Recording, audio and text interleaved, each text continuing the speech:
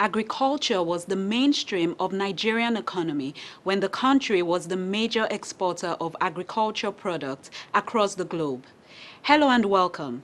I am Ejiro. This is Business Matters, where business truly matters.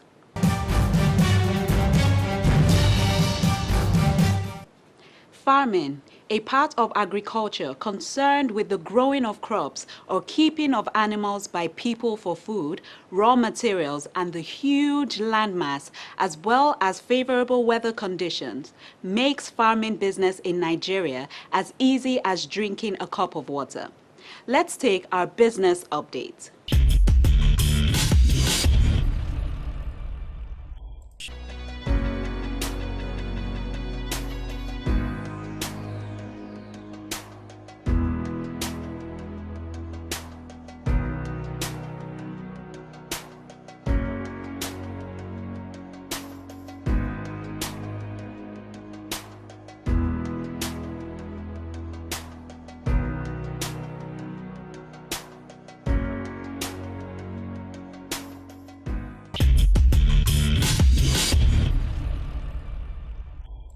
Many economic experts regard farming in Nigeria as the solution to the current economic problem in the country. It has been found to be one of the most lucrative businesses in Nigeria. Welcome to our professionals segment.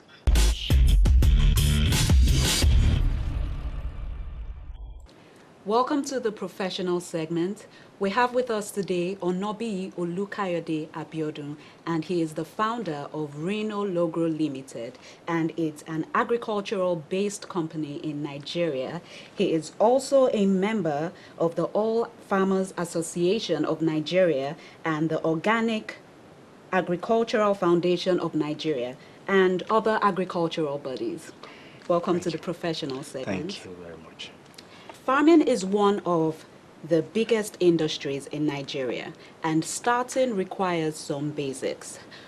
What would you tell our viewers? What does it take to start the farming business in Nigeria? Yeah, farm. Everybody's going into farming now. Now, there are the basic steps that one has to take into cognizance when you want to start your farming is number one, patience.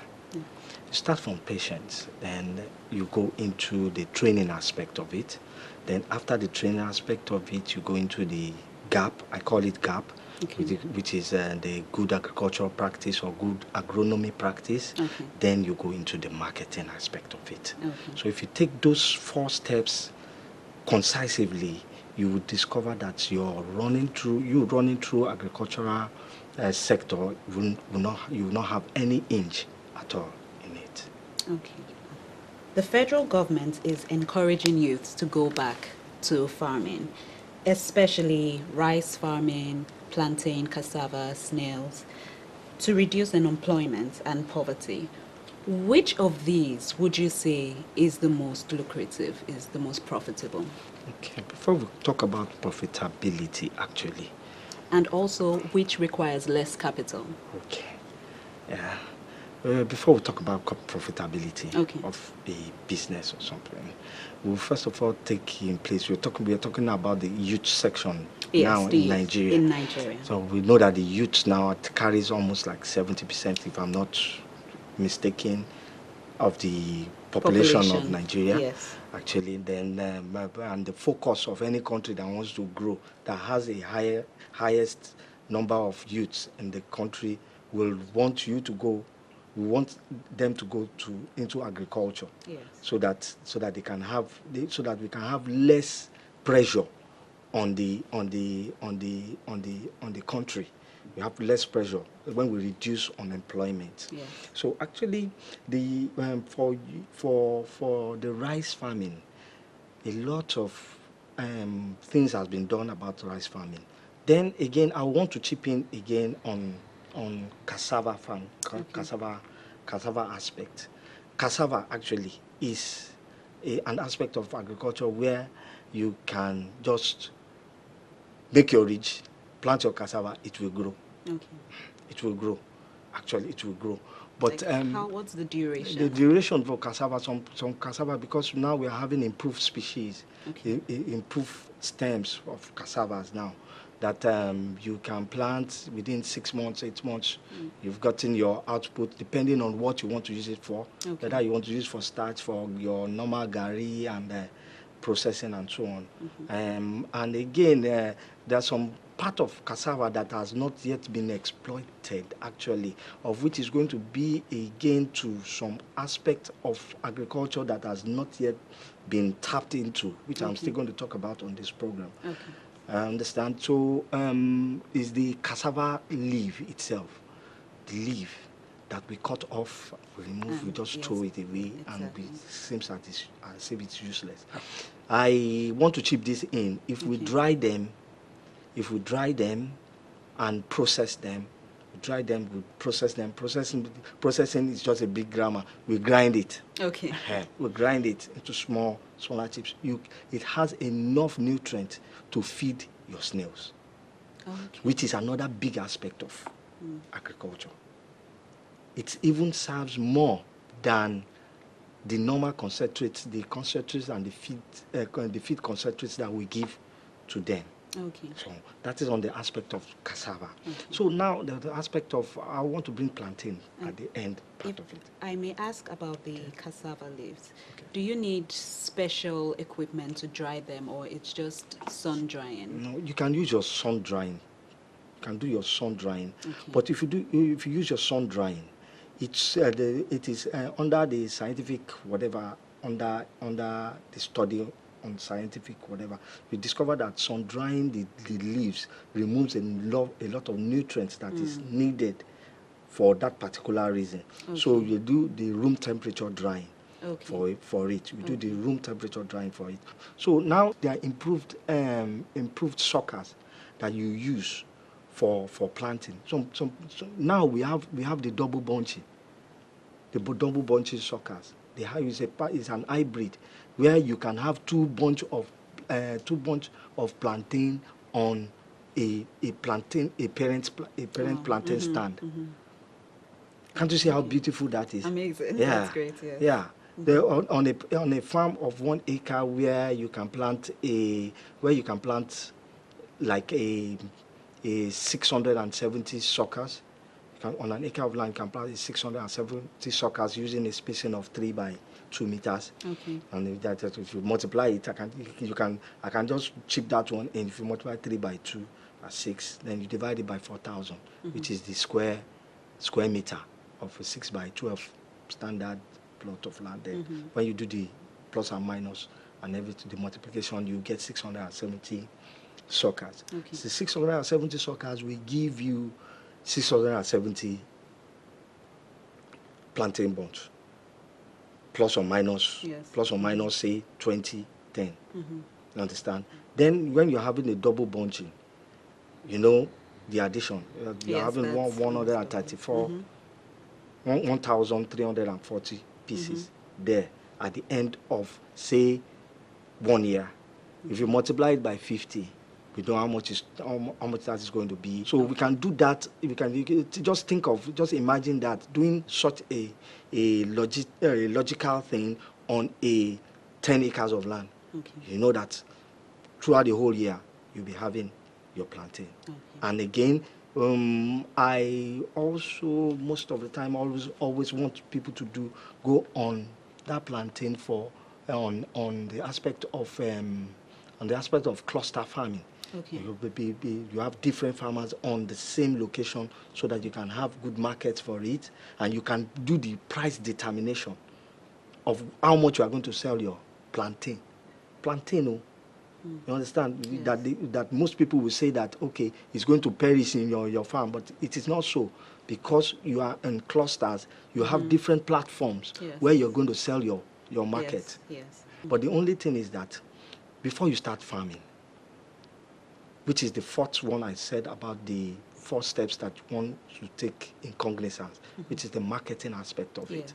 The marketing aspect of it is what you first of all put into cognizance. When you have a good market, when you have somebody that's going to be the off-taker at so price, at so amount, then you do your planting, then Yes. you say you have a specific period of time that the person is going to come and Yes. collect your goods. You know that you are cool. You are cool. You will not be in a haste like other farmers will now carry their outputs to the open market, and these women in fact they can price low. Yes. Price low. And also there's other platforms which you can join on WhatsApp group, on different groups that you can join, online marketing and so on. In fact, if you can even leverage yourself in opening your own online will be your WhatsApp. Just add enough people on your group. Some people will delete themselves actually, Yes. because they are not on that line. Yes. But at the same time, you can still leverage on that and sell your market. Yes, The technology has Exactly. gone wide and far. That's very important, and it also gives exposure to customers outside your yeah. immediate geographical location. So Yeah, that's very true. That's important. That's true. Let's talk about animal rearing. So we have poultry, pig, goats, fish, and snails. Which of these can one make a lot of fortune from with minimum investment? Okay. Yeah, like that's why we're talking generally on livestock. Yes. Talking generally on livestock. I know that the viewers there will know where I'm going actually, but all the same, I want to chip in from the pork farming, that the pig farming, the fish farming, they are all doing well. The poultry farming, they are doing very, very well because everybody eats chicken. Exactly. You go to the grocery shops, buy your chicken. You go to the fast foods, buy your chicken. Actually, pork is not really much in the grocery shops and the fast foods actually, but there are some specific people that eat such, and actually they too find markets for themselves. Actually, the go-to, that one is normal. Everybody eats the meat, the cow meat and the goat meat and so on and so forth. So I'm an advocate for snail farming actually. This impeccable animal has come into extinction, and it becomes an animal that exists at a period of time, and like this period now, you see some people that do not eat snail, they do not call for snails. Now they eat the snail because they see it in excess around now. But it should not be so. So that is why we have come in as an organic farmer because if you look at it, snail, out of the whole lot of the examples that you have given here, or the livestock that you have mentioned here, snail is the only organic meat that you can ever taste or eat in this world. Snails. There's no form of chemical being used. You can immediately apply anything chemical to your soil or to the pen or to any, the snail will die. So and the snails takes what you take. Yes. Your vegetables, your tuber, the peels, your pineapple, they take apple, they take potatoes, all fresh things, all organic things. That's what they take. So, and it is easy for you to do that, because invariably in your area you become the lawman. You need to ask me why you become the lawman. Why? Because you become a lawman in the aspect of when you get to the market, you go to the people that sells the fruits. When you get to them, you just tell them that give me the residue, the waste that you have. Yes, then when you pack the waste, they are even happier.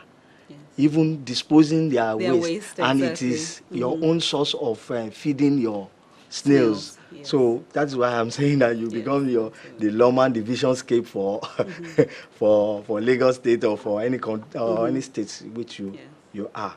So snails, to start snails is so cheap. If you want to start small with a 75k, you can start. With a 100k, you can start. And how many snails can what is The a minimum, there's no minimum. You can start with 2 snails. Okay. You can start with 2 snails. You cannot start with 1, although they call it an hermaphrodite. It can Oh, have, it it has has both both male male and and female female organs. Okay. organs. But at our research, Yeah. we see that the male and female organ does not really quickly give you enough eggs Okay. for you to have enough eggs, to have enough hatchlings that can sustain you or sustain the feeding that you give to them. Okay. So it's better you start with a 2. Okay. So, but on a better aspect, you start with 100, and with 100 you go a long way. And You go a long way with 100. And 100 requires 75,000 naira. 100. With a 100, a 75,000 naira can do that. Okay. You build your pen. After building your pen, you get your soil, you get it treated, and the pen is not. You can get a carpenter nearby your house or something like that. I'll give you, if you have the structure that you want to build for it, you can build it. Then you put your soil in it. You treat your soil. After treating the soil, and you get your poles. We call it the poles. The poles, that is the point of lay of the snails. We always advise everyone that wants to go into snail farming to buy snails from already snail farmers. Okay. That are already in the business, that are breeded the snails because of meningitis. Yeah, the most snails from the wild that we get, actually the root source of the snails is from the wild. Okay. But after a long time, taking the feeds, the concentrates that we give to them, the natural vegetables, the tubers and so on, it changed their system. Their radula changes. Their radula, that is the main meat that you partake. It changes. So when it changes, its form, its biological system changes. Then and it is now edible. Okay. So Now initially it's not. Initially, many people take it. Okay. They take it, and nothing really happens. Okay. But at the same time, we are organic farmers, and you take your plantain, some which have been on the farm that they have used chemicals and so on, and you still eat them and you don't die.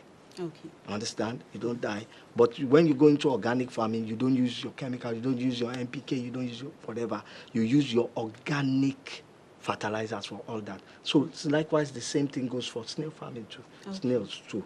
Okay. So, as a young farmer, how do you think the government can promote farming business in Nigeria? Actually, yeah. Farming business actually is good and nice. Everybody wants to go into it, but the capital aspect of it is always giving most people problems, most youths problems. They say, and meanwhile, starting a farm does not really start from the capital. Actually, first of all, it depends on your vision, your mindset. Then when you have that one set, you go for your business plan. Your business plan is very important. Then you can go into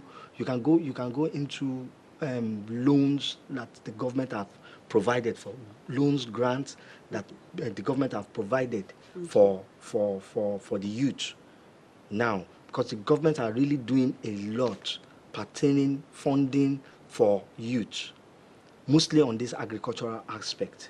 Yeah. First of all, you can start with your friends and family. You can go on loans from Bank of Industry, Bank of Agriculture. They are there. SIDEM is there. SIDEM is there. They want you to bring a good business idea. When you bring a good business idea, they give you grant. This grant is not money that say you should bring back 10% or 1 or 15% like the commercial banks will do. They give you the grant. They give you the money. They only do the follow-up with you so that you can have a viable output and you can still you can still sustain yourself in doing a turnover over years. Okay. So and there are some other private or angel investors too that will just come, boom. The NGOs are there. But one thing is, I always tell the youth is that get a viable business plan. Okay. Either you tap from somebody, tap it from that somebody, refine it. That is innovation. You refine it to suit your own aspect, to suit your own circumstances, to suit your own capital, to suit your own land, to suit whether you have half plot of land. Do your business plan to suit that half plot of land. From there you grow. There's nobody holding anybody back. Now is the best position because this is a prophetic mandate of Nigeria. The green, white, green is a prophetic mandate. Yeah. The first, we started with the cocoa dome, cocoa pyramid, and so on and so forth. We started with that in the beginning, which is the green. The white, we ran into white-collar jobs. And when we got into white-collar jobs, we are now running away. This is the last stage, which everybody must now inculcate to do. Now. Yes. Now is the time for the last green. After the last green, there's no other one. There's no other place to go than to stay on that last green. And that last green is where the government, Buhari, is doing a lot. Is dishing out monies and so on agriculture and so on. So it is a time for you you cannot stay at home and sit down and say there's no job. Well, you can create a job yourself. Absolutely. This is snail farming, but start with 2 or 3. Go to the bush, go and pick fulica. There are three species of it. We have the Achatina marginata, and Achatina fulica. The fulicas are the ones that you get everywhere. You can pick those ones first. Train them, breed them, give them feeds. When you give them feeds, after some time they bring eggs. Those ones bring almost like 300 to 400 eggs at a time. So you understand, they are not actually sustainable, but at the same time, you can still start with that to the minimal level.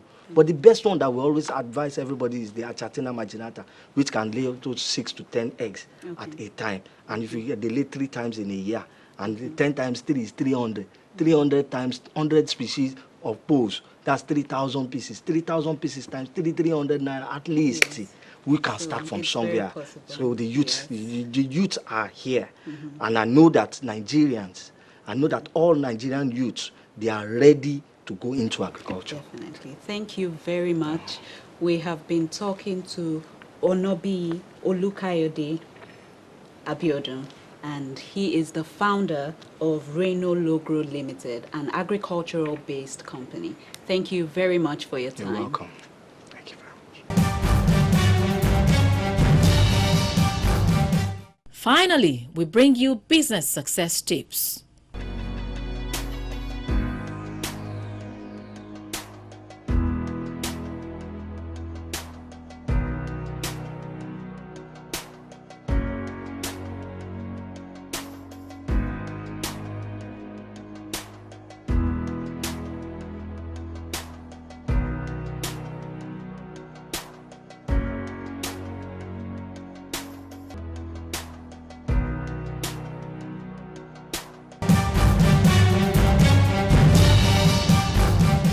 Farming as a business builds a relationship with the Mother Nature by providing food on the table to sustain life, economy, and does not require much capital, as though they were.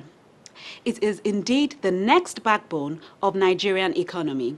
This is where we draw the curtain on this week's edition of Business Matters. Until next time, I am Ejiro Sam Umuru.